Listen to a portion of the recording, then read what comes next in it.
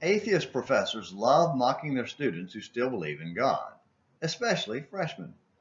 They look forward to those first days of Philosophy 101 and Science 101 or Chemistry 101 or even History 101 because, well, the subject doesn't really matter as long as they get to preach their religion of rejection.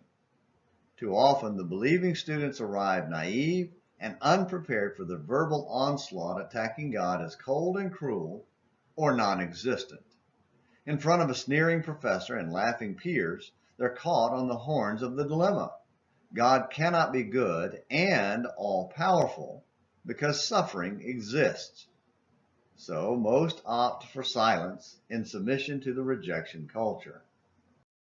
It's an absolute shame so many young people are sent off unprepared because dealing with this dilemma is neither new nor difficult.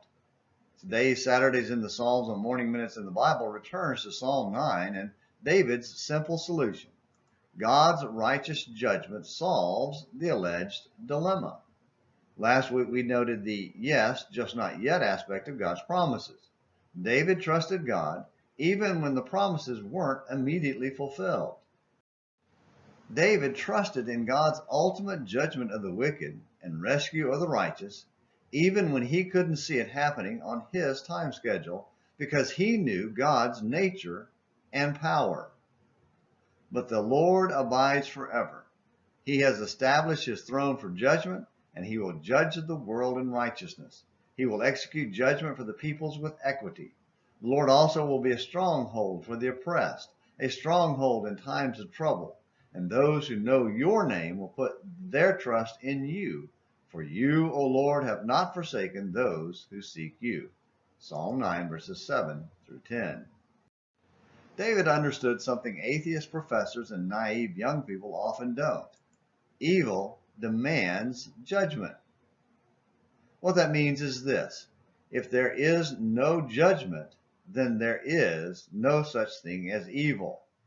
To put it another way, without an eternal righteous standard to measure actions against as right or wrong, and that standard having the will to judge what is right or wrong, and the power to punish the oppressor and save the oppressed, then no one's complaints about evil mean anything. All their talk about good and evil, right and wrong, oppressed and oppressor are absolute nonsense and should be heard with a yawn or a laugh or a slap to the face. After all, what difference does it make? In essence, the professor's complaint about evil and the use of it to judge God proves God exists and will judge evil. Take all the time you need to chew on that. Thank you for watching today's Saturdays in the Psalms on Morning Minutes in the Bible. Until next time, this is James McClenny hoping you have a great day.